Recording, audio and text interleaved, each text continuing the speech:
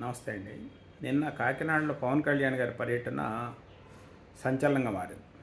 ఆయన అక్కడికెళ్ళటం, అధికారులను ప్రశ్నించటం, అధికారులను సరైనటువంటి సమాధానాలు లేకపోవటం, కొంతమంది అధికారులు హాజరు కాకపోవటం, పోర్టు సీఈఓ రాకపోవటం, డిప్యూటీ సీఎం స్థాయిలో పవన్ కళ్యాణ్ గారు అక్కడికి వస్తే కనీసం ఆ సీఈఓ రాలేదు. ఎవరో పోర్టు అధికారి ఒకళ్ళైతే అటెండ్ అయ్యారు.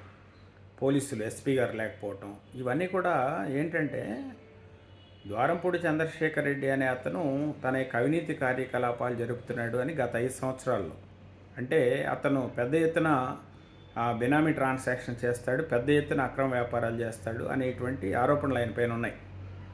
దానిపైనే పవన్ కళ్యాణ్ గారు మీ వ్యాపారాలు ఏంటో, మీ అక్రమాలు ఏంటో, మీ అవినీతి ఏంటో, మీ అవినీతి కోట్ల బద్దలు కొడతామని చెప్పి ఆయన అప్పుడు ప్రకటించారు. దానికి అనుగుణంగానే అక్కడ ఈ పీడిఎస్ రైస్ ఏవైతే రీసైక్లింగ్ చేసి విదేశాలకు ఎక్స్పోర్ట్ చేస్తున్నారో దాన్ని పట్టుకోవడం కోసం నాదెండ్ల మనోహర్ గారు ప్రయత్నం చేశారు.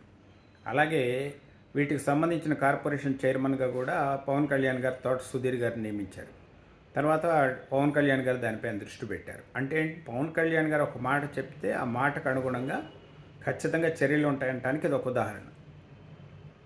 దానికి తోడు అవినీతి పరులు ఎంత బలంగా ఉంటారంటే ఒక మాఫియా, ఒక అవినీతి సామ్రాజ్యం, అంటే ఒక మాఫియా సామ్రాజ్యం ఏర్పడి కాకినాడ పోర్ట్ను అడ్డాగా పెట్టుకొని అంతర్జాతీయ స్థాయిలో వాళ్ళు చేస్తున్నటువంటి ఆ మాఫియా కార్యకలాపాలు, స్మగ్లింగ్ వ్యాపారాలు, అంటే రకరకాలు డీజిల్ వ్యాపారం ఏదో జరుగుతుందంట, డీజిల్ అక్రమ వ్యాపారాలు ఏవో జరుగుతున్నాయంట.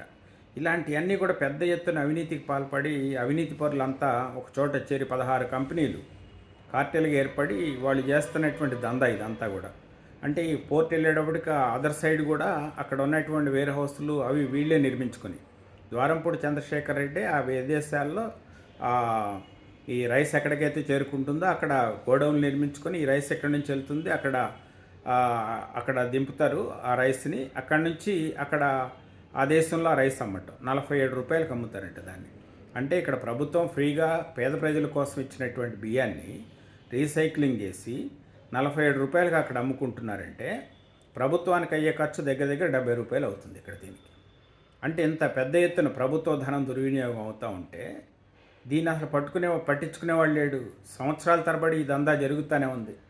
పవన్ కళ్యాణ్ గారు వెళ్ళి నిన్న అక్కడ ఆల్మోస్ట్ ఒక దాడి చేసినట్టు చేశారు. పవన్ కళ్యాణ్ గారి ధైర్యంతో, చాలా ధైర్యం కావాలా, ఇంతమంది సహకరించకపోయినా కానీ మీ అంతు చూస్తానని చెప్పి అలాంటి కింగ్ పిన్స్ వాళ్ళు అన్నింటినీ శాసించగలుగుతారు. అవసరమైతే వాళ్ళకు అడ్డొస్తే మనుషుల్ని భౌతికంగా కూడా అడ్డు తొలగించుకునేంత స్థాయిలో ఉంటుంది ఈ మాఫియా అంతా. ఈ మాఫియా గ్యాంగ్స్ ఆ స్థాయిలో ఉంటారు. అలాంటి స్థాయిలో పవన్ కళ్యాణ్ గారు వెళ్ళిపోయి వాళ్ళపైన ప్రశ్నల వర్షం కురిపించి అక్కడికి వెళ్ళి ఆయన చూస్తానంటే వాళ్ళు అడ్డుకుని, అంటే ఏ స్థాయిలో జరుగుతుందో సామాన్యులు మనం ఊహించగలుగుతామా, మనం ఆలోచించగలుగుతామా? ఇంత దారుణమైనటువంటిది. అంటే ఇంత పెద్ద ఎత్తున అవినీతి జరుగుతాను. ఈ అవినీతిలో ఎవరు భాగస్వాములు అంటే ఈ అవినీతి పరులకున్న ధైర్యం ఏంటంటే ఎవరైనా సరే మనల్ని అడ్డుకుంటే డబ్బుతో కొనేస్తాం, లేదు అడ్డుకుంటే దాడులు చేస్తాం, సామధాన దండోపాయాలు ఉపయోగించుకుంటాం, మా దారిలోకి తెచ్చుకుంటాం, మా వ్యాపారాలు కడ్డు ఉండదు, ఏ ప్రభుత్వం వచ్చినా, మా ప్రభుత్వం వచ్చినా మేము వ్యాపారాలు చేసుకుంటాం, లేదా మా ప్రత్యర్థి పార్టీలు ప్రభుత్వాలు ఏర్పాటు చేసినా కూడా మా వ్యాపారాలకు ఏం అడ్డం రాదు, డబ్బుతో లొంగనవాడు ఎవరు ఉంటారని. అదే కదా జరుగుతోంది. ఇప్పుడు ప్రభుత్వం వచ్చి 6 నెలలు అవుతుంది. వాళ్ళు ఎంత ధైర్యంగా వ్యాపారాలు చేస్తున్నారు. వాళ్ళ వ్యాపారాలు కించిత్ కూడా ఎక్కడా కూడా తగ్గినటువంటి పరిస్థితి లేదు. పెద్ద ఎత్తున వాళ్ళ వ్యాపారాలు అయితే కొనసాగుతూనే ఉన్నాయి.